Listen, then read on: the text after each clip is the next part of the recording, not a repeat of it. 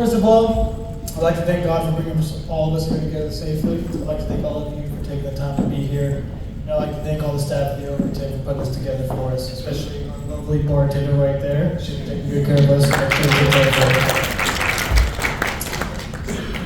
When Alexis first asked me to be her man of honor, I was thrilled and frankly a little surprised. I don't think when she asked me to do this that she realized that she was also asking me to come give a speech. And as a younger brother, I can only hope that brought her fear. But I didn't come here to be a comedian today.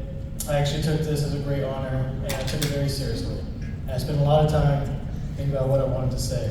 And what I wanted to do is try to share some insight with you guys on the unique perspective I have of my sister.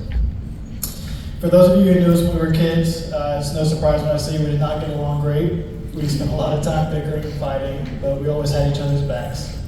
Like the time when I was a kid and someone pushed me off my bike, and Alexis rallied all the other kids in the neighborhood, and I'm not exaggerating this at all, showed up to his house with baseball bats and golf clubs in hand.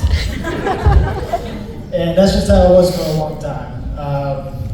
The only thing we couldn't stand more than each other was the thought of someone trying to mess with our family. Stop looking at me crying. I don't think Alexis and I really became friends until later in life when we were both adults and we moved out of the house. I think that bond really reached a new level about 2 years ago. Alexis was back home for her graduate degree, and I had just gotten out of the Army, and I was in the worst place in my life, both mentally and physically. And unfortunately, there was nothing anyone could really do to help. But Alexis, during that period, spent more time by my side than anybody else. Didn't matter if she couldn't make me feel better. She wasn't going to let me be miserable alone.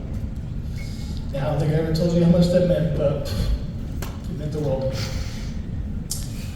I think that realization of how important it was to me came a couple of months ago. I realized that I was going to have to get my wisdom teeth pulled, and the thought of going under anesthesia for that procedure terrified me. And so I started thinking about who I wanted to have with me there. Friends all got ruled out immediately. Didn't need to be made fun of for whatever I said while I was high. I love my mother dearly, and I shared a lot with her, but there's some things even she doesn't even know about me. And I realized that my best option was my sister. She was the only person in this entire world that I could trust to love me and not judge me or care about anything that I said or did. It was embarrassing, she was just gonna leave it alone. And that's who Alexis is. She is a ride or die. If I had to hide a body, Alexis probably would not help me dig the hole, but she would help me find the best place to do it. In a world full of anger and animosity, Alexis shines through as a paragon of unconditional love. Alexis, someone's cutting on me, sorry, give me a second. Alexis, I love you. I'm so proud of the person you've become, and I couldn't be happier that you found someone who will love you as unconditionally as you love them.